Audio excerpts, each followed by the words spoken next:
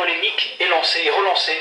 Oui, relancée parce que l'ANSM, l'Agence nationale de sécurité du médicament, vient de refuser de financer une étude sur ce sujet dans le cadre d'un appel à projet. Alors c'est vrai que c'est de quoi exaspérer les chercheurs, mais aussi les associations de patients, qui d'ailleurs ont écrit à la ministre de la Santé, Marisol Touraine, pour demander que la France lance une étude sur les conséquences de l'aluminium contenu dans les vaccins.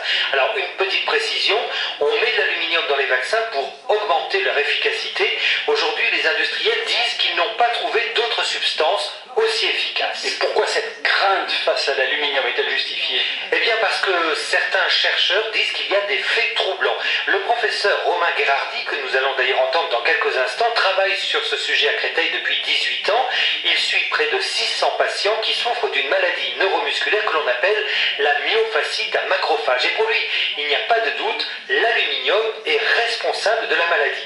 Alors, que sait-on de l'aluminium? Eh bien, tout le monde est d'accord aujourd'hui pour dire qu'il peut rentrer dans le cerveau et s'y accumuler, mais restent deux questions. Quel aluminium et quels dégâts? Et là, précisément, il y a une différence entre les chercheurs. Ils ne sont pas d'accord. Oh, loin s'en faut. Toute la question est, existe-t-il un lien de causalité certain et clairement démontré entre les vaccins qui contiennent de l'aluminium et la survenue d'une maladie? Pour de nombreux chercheurs, ceux qui tenaient une réunion ce matin à Paris, ce lien ne fait aucun doute. Mais beaucoup d'autres scientifiques sont beaucoup moins affirmatifs. D'ailleurs, en juin dernier, l'Académie de sciences et l'Académie de médecine ont rendu un rapport dédouanant les vaccins. Et là, les académiciens ont un raisonnement assez simple. Tous les jours, nous consommons de l'aluminium qui est contenu dans l'eau de boisson, mais aussi dans divers aliments. Et cet aluminium représente une quantité beaucoup plus importante que celle que nous recevons dans le cadre des vaccins.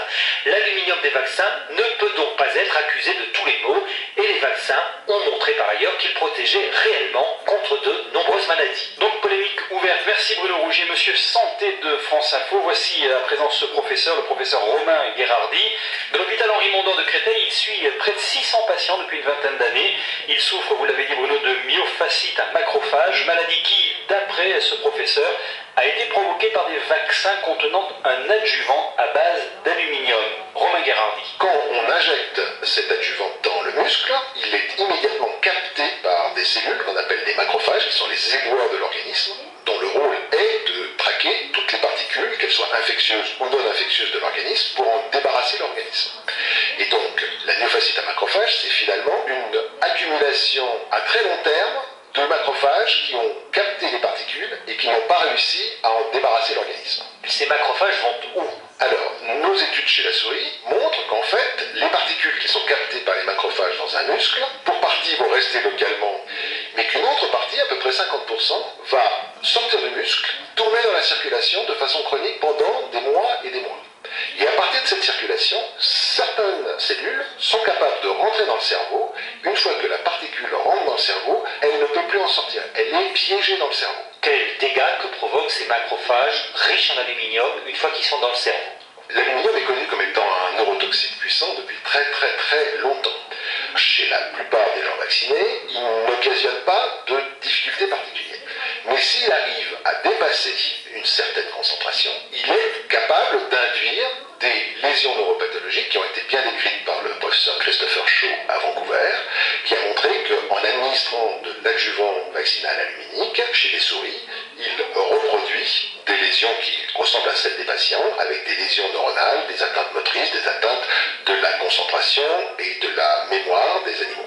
Pour que l'on comprenne bien ce qu'est cette maladie, quels sont les grands symptômes et quelles sont les conséquences sur la vie quotidienne des patients qui souffrent de ces maladies? On a 585 patients qui sont passés à l'hôpital Henri Mondor de Créteil.